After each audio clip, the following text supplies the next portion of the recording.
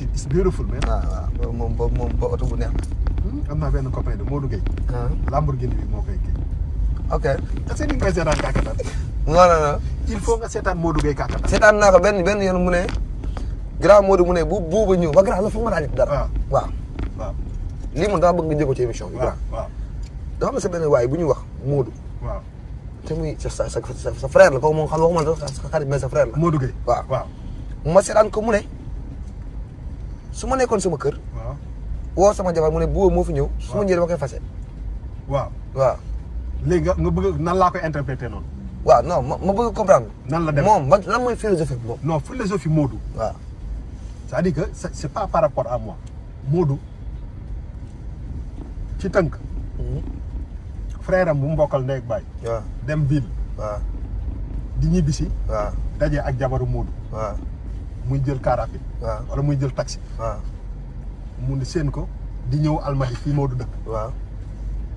ne ko taxaw ne ko foo jëm mu ne ko Almadi mu ne ko kañ dem mu yóbbaale la. waaw bu ko indee ci biir kër gi bu Modou ñëwee da koy fas. mais grand Modou ban façon nit la. mais du nit. non jalousie bi mu yor ban façon. non mais il est malade.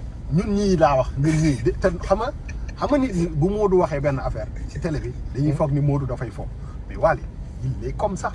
il est naturellement comme ça. il est dégg ko ma ne la frère am bu ko déposé kii bi mu ne kii Modou mais au moins bu lay takk da lay wax lii ak lii mooy sama ay principe. waaw soit da nga koy nangu wala nga kii ko nga bañ ko mais. mais xanaa grand dafa tàng. non kan Modou wérul. non dafa tàng. non en fait moom dafa fiir Modou dafa fiir. non généralement genre fiir yooyu foog nga tàng dëgg. waaw mais non Modou il est assez particulier xam nga kuy sol 9 mois lu weex ak 3 mois lu ñuul kooku wérul Modou moom la addinaam daf ko. et pourtant man li ma gis ci grand bi mooy xale bu ndaw sax mën na ko taareel ci benn. waaw yii ça dépend de déedéet kenn du ko tardel. non parce que man dama koy gis damay ñëw foofu mbalak ko kafre. waaw mais non yow nga wax xam nga you know. déet bu lay encaissé moom dina baax.